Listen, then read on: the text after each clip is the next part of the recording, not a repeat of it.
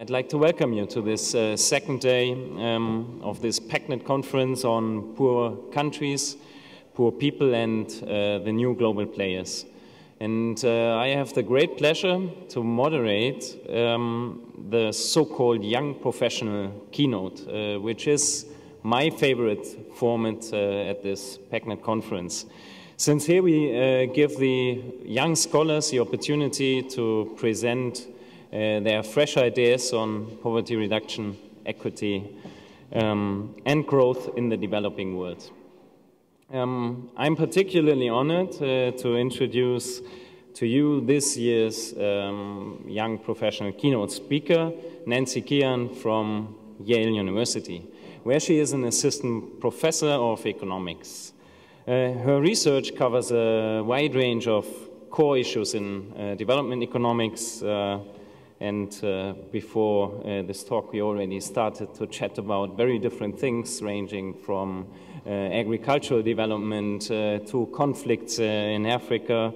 But she's also worked on the missing women's problem, on famines, income inequality, aid, and the role of political institutions in economic development. So a very broad range of issues that are all important in the topic that we're all working on.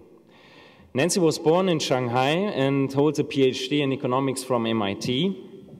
And this combination certainly puts her into the position to study economic development in her native country.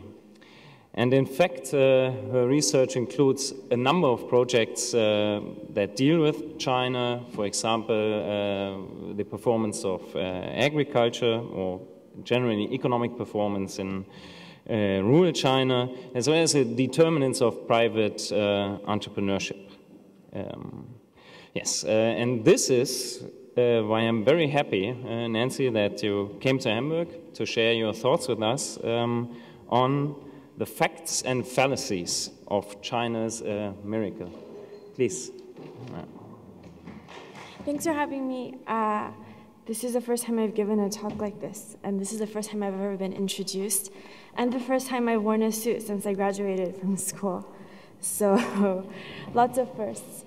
Okay, so the title of my talk is called Facts and Fallacies of the Chinese Economic Experience. And I'll try to keep it short so that there's time for questions at the end. But if you have any clarification questions, you should feel free to ask during the talk. The motivation of this talk comes from the fact that China's been growing very rapidly for a while now, 25 years, and many people believe that there are a lot of valuable lessons to learn from the Chinese experience. Oops, what happened?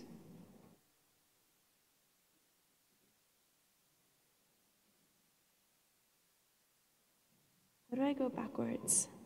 It's okay. And while this subject has received a lot of media attention, the academic literature on the causes or consequences of the Chinese growth experience, it's been growing, but it's still very small. So in this talk, I'm not in a position either at the time of my career or from reading papers to make any grand assessments. What I'm going to do instead is I'm going to identify 3 questions based on what I perceive to be common beliefs of the Chinese experience, and then I'm going to kind of explore those questions in the data and see what we can say about them. So these are the 3 questions. So the first question we're going to ask is the Chinese economy a private economy? And what I mean is, we know that China has been transitioning from being a centrally planned economy to one that's more market-oriented. But what we don't know is to what extent is the Chinese economy no longer a state-held economy? Basically, who owns the Chinese economy? The second question we're going to ask is Chinese democracy purely cosmetic? So I guess a lot of people don't even know that there is democracy in China, but in fact there is, and I'll describe it in some detail. And the question is, is it effective, or is democracy within a larger autocracy, just for show? And the last question we want to ask is something that has a lot to do with the debate last night, which unfortunately I wasn't able to attend. And this concerns a question that's received a huge amount of media attention and attention from policymakers. And that's, has China's demand for natural resources hurt sub-Saharan Africa? As you all know, China's been, as China grows, China's been importing more and more natural resources, minerals and oil, from everyone, but it's been particularly noticeable in sub-Saharan Africa. And there's a lot of speculation about how this has been damaging for African economic and political development. All right, so the first question, is the Chinese economy actually private? And what does this actually mean?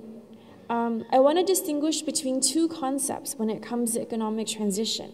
Well, the first is a transition from being a centrally planned economy to one that's more market-oriented. And all I mean is that, now firms are incentivized by market incentives and the invisible hand is at work.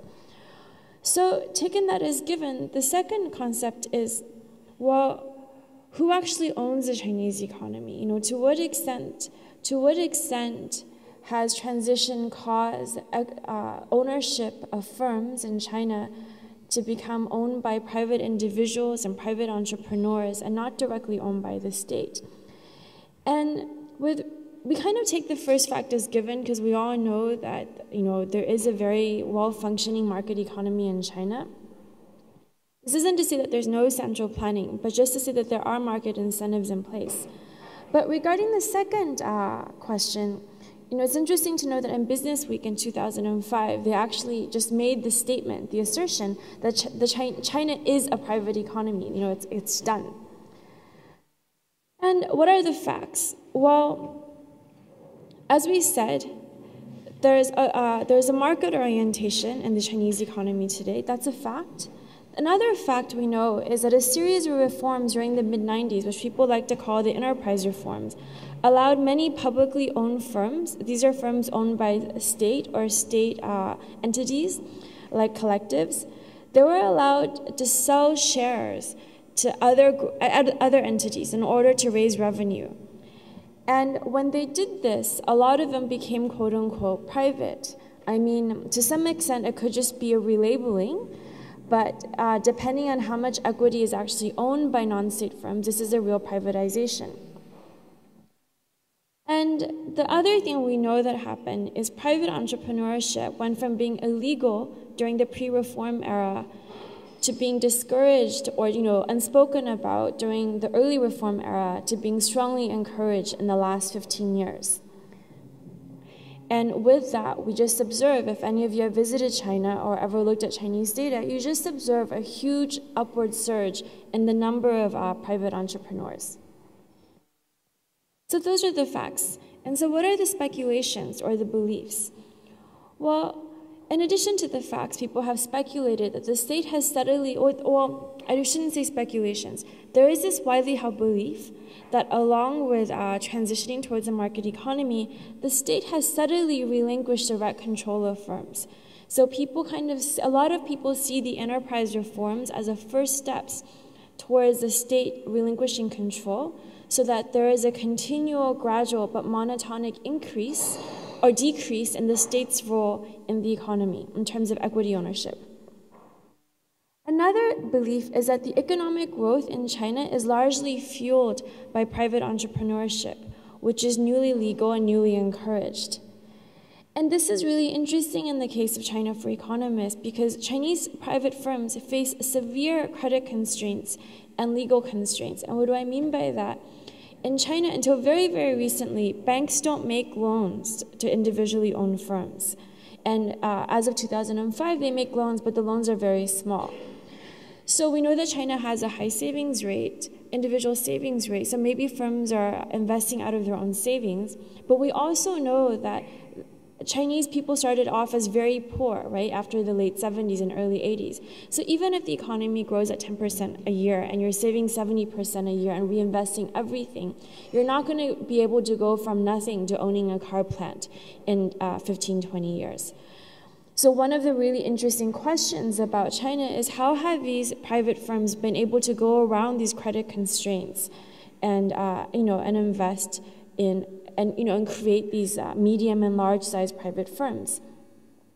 And another constraint, of course, is the lack of well-defined property rights, which economic theory tells us should also constrain firm growth.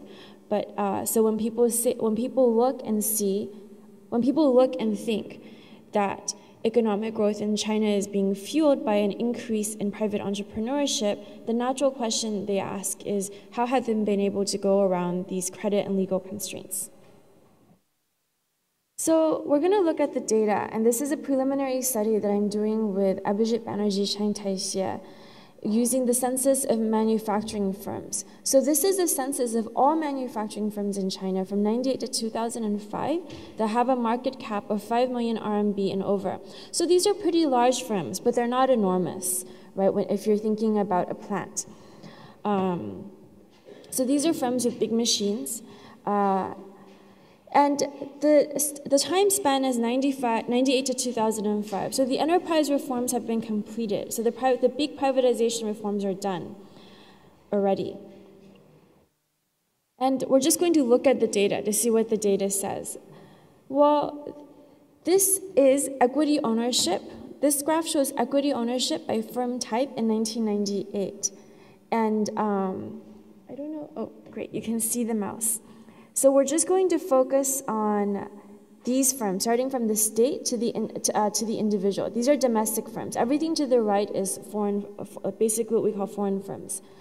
So to the left, what we see is, so we see state-owned firms. These are firms that are officially classified as state-owned firms, SOEs, state-owned enterprises, collectively owned firms. These are shareholder, but these are shareholder meaning that they're mainly owned by the state and the collective and maybe a couple of other people. And then these are mixed ownership. And then we have the joint stock firms that are privately held, the joint stocks firms that are publicly held, and the individually owned firms. So these three types of firms are typically considered to be publicly owned in studies of the Chinese economy. And to the four firm types on the right are typically considered to be private sector firms.